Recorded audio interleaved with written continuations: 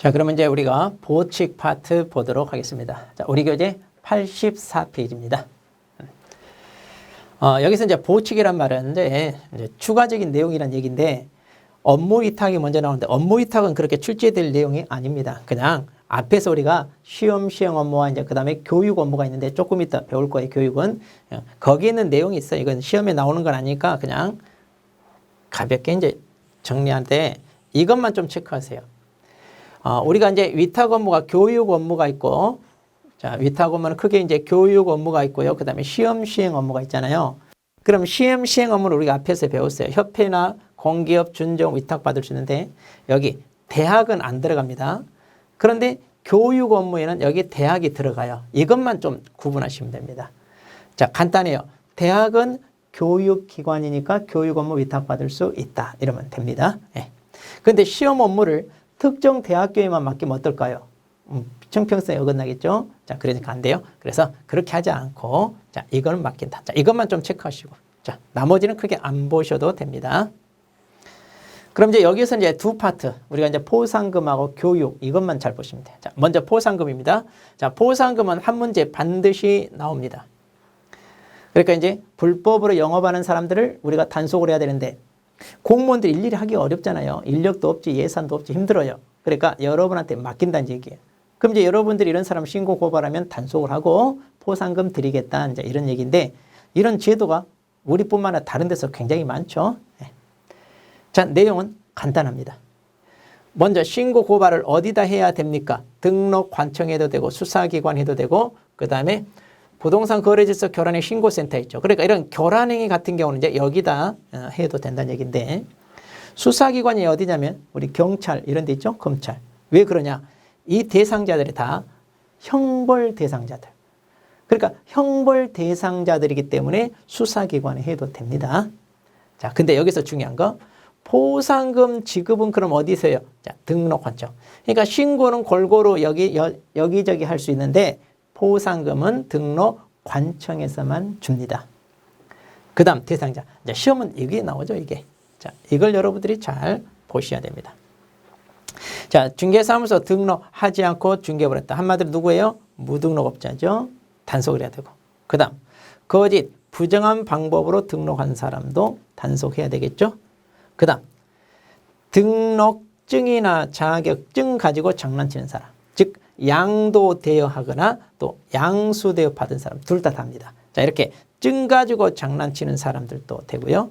그 다음 여기 개공사가 아닌 자로서 중개 대상물에 대한 표시 광고를 한 경우죠. 이거 해서는 안 되잖아요.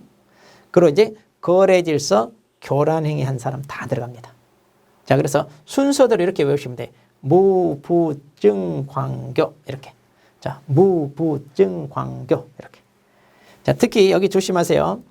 개공사 아닌 자가 광고하는 경우고, 그 다음 거짓 부정한 방법으로 등록을 한 사람이에요. 거짓 부정한 방법으로 자격을 취득한 사람 아닙니다. 자, 거짓 부정한 방법으로 자격을 취득했다는 얘기는 뭐예요? 컨닝에서 합격했다 이거예요. 그럼 우리 컨닝에서 합격한 사람은 이렇게 신고 고발해서 포상금 받을 정도로 나쁜 행동입니까? 아니면 우리 수험생이라면 컨닝하는 거 본능인가요?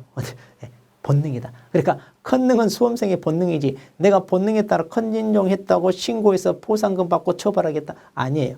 자, 그래서 거짓 부정한 방법으로 자격을 취득한 사람은 형벌 대상자가 아닙니다. 그냥 본능에 따랐을 뿐이다. 이렇게 기억하시면 자, 안 잊어먹어요. 근데 등록을 이렇게 했다. 행정청을 속인 거잖아요. 이건 나빠요. 이거는 나쁩니다. 이거는 그래서 이 사람도 3년 3천짜리고요. 이 사람도 3년 3천짜리고, 그리고 여기 이 사람은 1년 1천짜리. 그리고 여기도 1년 1천짜리죠. 그리고 거래질서 교란행위는 이거 3년 3천짜리입니다. 그러니까 다 형벌 대상자니까 수사기관에 해도 된다. 그런 얘기. 자, 무부증광교 이러면 됩니다. 그럼 이제 포상금 지급, 자, 절차들 쭉 살펴보도록 하겠습니다. 건당 50만 원입니다. 뭐 많지는 않지만 그래도 어때요? 많은 사람 하면 적은 건 하죠. 그 다음에 국고에서 보조해 주는데 100분 50, 그러니까 50% 이내에서 보조해. 한 달에 너무 많이 신고 접수가 들어와서 예산이 부족해. 이럴 수 있잖아요. 국고가 다 보조해 줍니다. 그 다음 조건입니다. 이제 잘 들어야 돼요. 당연히 행정기관에 발각되기 전에 해야 되겠죠. 발각되기 전에. 그리고 자, 검사가 공소제기 기소유예 결정을 해야. 그러니까 공소제기란 말은 검사가 재판에 넘긴다는 의미예요. 그러니까 조사를 했더니 신문을 한다고. 우리가 신문이란 말을 쓰는데 그러면 혐의가 있다고 인정이 돼. 그러면 이제 재판을 받게 넘기는 거. 이걸 이제 공소제기고. 그럼 기소유예는 뭐냐? 공소제기를 줄여서 이렇게 기소라고 불러요. 그런데 이 기소를 뭐냐? 유예한단 말은 검사가 분명히 혐의는 인정돼.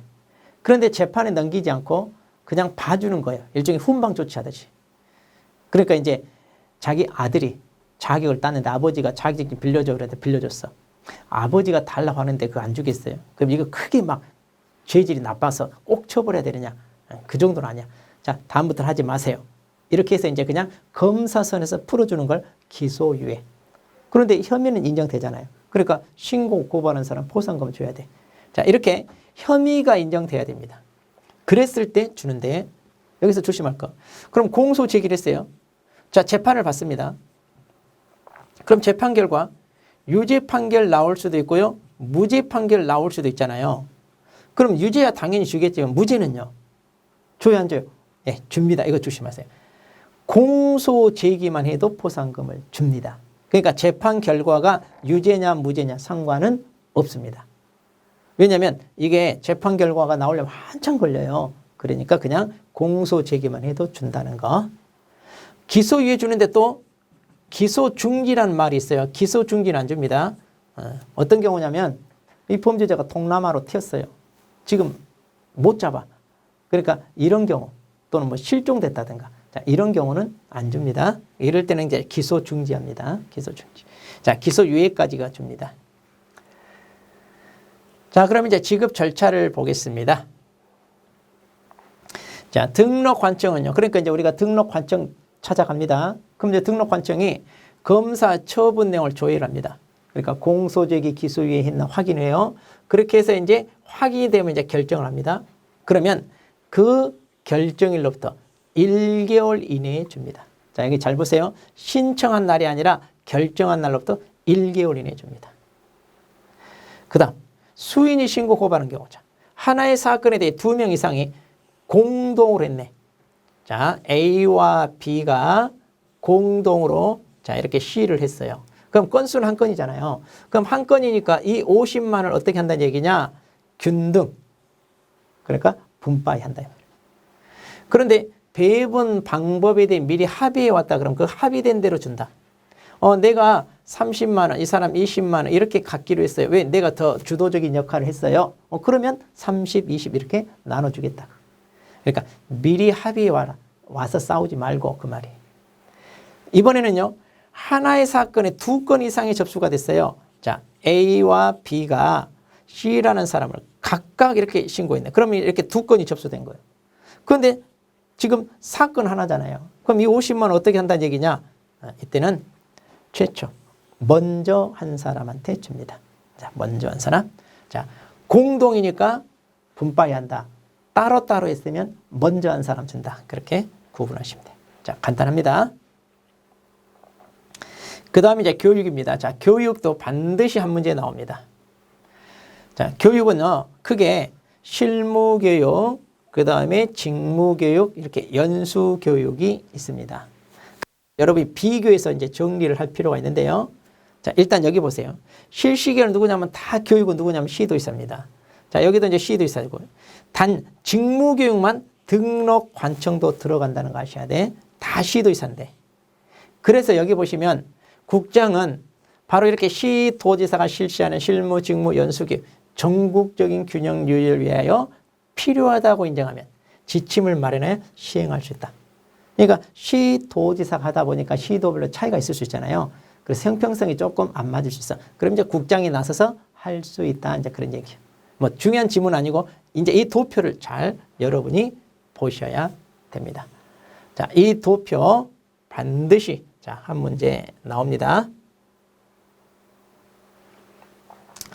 자, 그럼 이제 실시기관. 자, 직무교육에는 등록 환청이 들어간다는 거 아셔야 되고, 그 다음 대상자. 이제 잘 보세요. 앞에서 우리 다 했어요. 등록을 신청하기 전에 우리가 실무교육 받으라 그랬죠. 또 사원, 임원, 전원이 다 받으라. 책임자 받아야 되고, 소공사도 실무교육 다 받으라 그랬어요. 그리고 직무교육은 이제 보조원이 받는 거죠.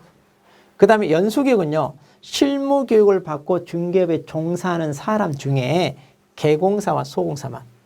자, 보조는 안 받아요. 왜? 보조는 중개업을 못하니까. 자, 그래서 한번. 자, 시기입니다. 자, 여기서 기준일이란 말을 썼는데 제가 이제 간단하게 표현하려고 그런 거예요. 그럼 무슨 얘기냐면 등록을 신청한 사람 기억나나 모르겠네. 자, 이거 우리가 신청일 전 1년 이내에 그랬잖아요. 이거 얘기하는 거예요, 이거.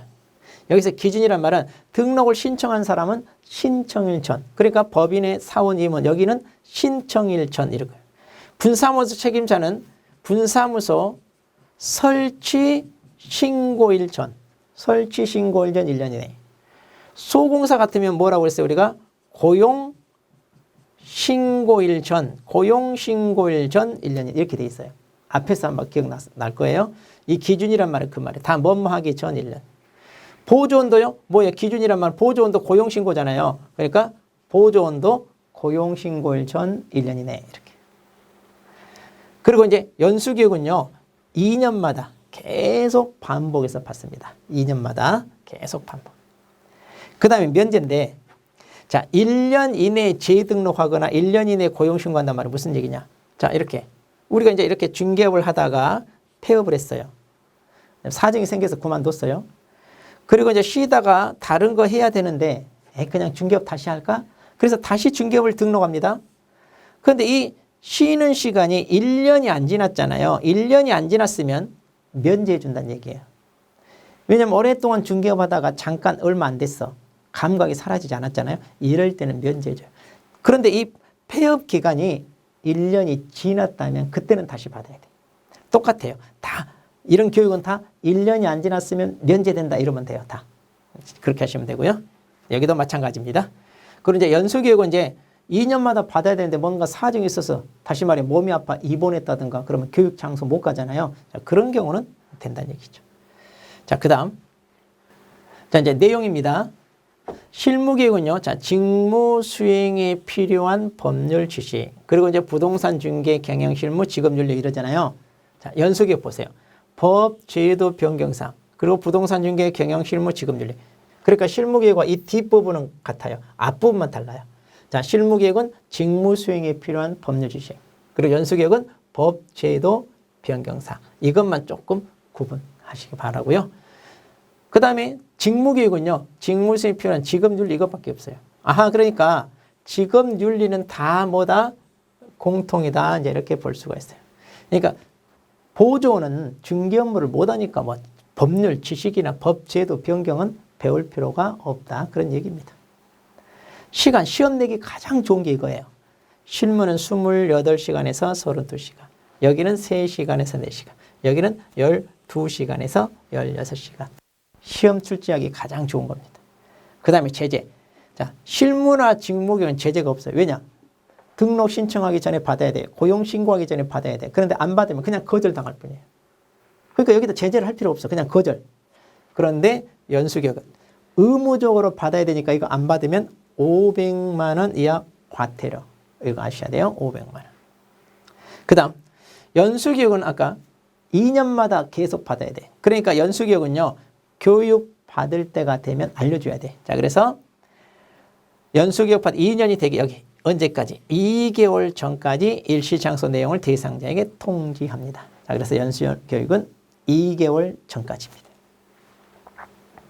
자, 그 다음 부동산 거래 사고 예방 교육이라는 게 있습니다. 자, 이것은 이제 방금 내용과 좀 다른 내용인데 일종의 사고 터지지 않게끔 예방하는 교육인데, 자, 여기는요, 국장, 시도지사, 등록 환청이 다 들어갑니다. 일단 다 들어가고요. 대상자, 여기서 개공사 등 그랬어요. 아하, 개공사 등 그러면 다 들어가. 개공사, 소공사, 보존, 법인의 사원임원, 분사무소 책임자 다 들어갑니다. 등이란 말이 들어가면 다 들어가. 그러니까 여기는 대상자에 다 들어가요. 여기는 또 뭐냐? 이건 할 수 있답니다. 그러니까 이것은 의무 교육은 아니다는 거예요. 자, 그래서 이 제도를 만들어 놓고 지금까지 단 한 번도 시행되지 않았어. 그러니까 쓰잘데기 없이 만들어 놓고 있으나마나 제도. 그런데 여기는요, 사고 예방 교육이니까 거래 당사자 사고를 막기 위한, 즉 공익적인 목적도 있어요. 그래서 비용을 지원할 수 있다 그랬거든요. 근데 전국의 개공사 등 10만 명이 넘어요. 그 많은 사람 교육시키는 비용은 엄청나죠. 그럼 그 돈 누구 돈으로? 왜 그 업종에 종사하는 사람들만 세금으로 지원해서 교육시켜줘야 돼? 말이 안 돼. 그러니까 지원한다고 해놓고요, 한 번도 시행되고 있지 않습니다. 자, 조심할 거. 앞에 우리 실무나 직무교육, 연수교육은 국고에서 비용 지원 안 합니다. 대상자 본인이 부담해야 돼요. 그래서 실무교육 같은 경우는 한 12만 원 정도, 그리고 연수교육이 한 8만 원, 그리고 직무교육이 반나절이니까 한 4만 원 정도 됩니다. 대상자가 부담해야 돼요. 근데 여기는 지원할 수 있다, 이런 말이 있어요. 그 다음 여기는 할 수 있다니까 뭐예요? 필요하다고 인정할 때 하는데 아직까지 한 번도 한 적은 없어요. 그리고 이제 교육을 해야 되겠다 그러면, 자, 이건 외우세요. 10일 전까지는 통지해 줍니다. 또는 공고하거나 통지. 자, 연수교육은 2개월 전이고 여기는 10일 전까지입니다. 자, 이렇게 해서 이제 우리가 교육 파트 살펴봤습니다. 자, 그러면 문제로 또 점검해 보죠. 예.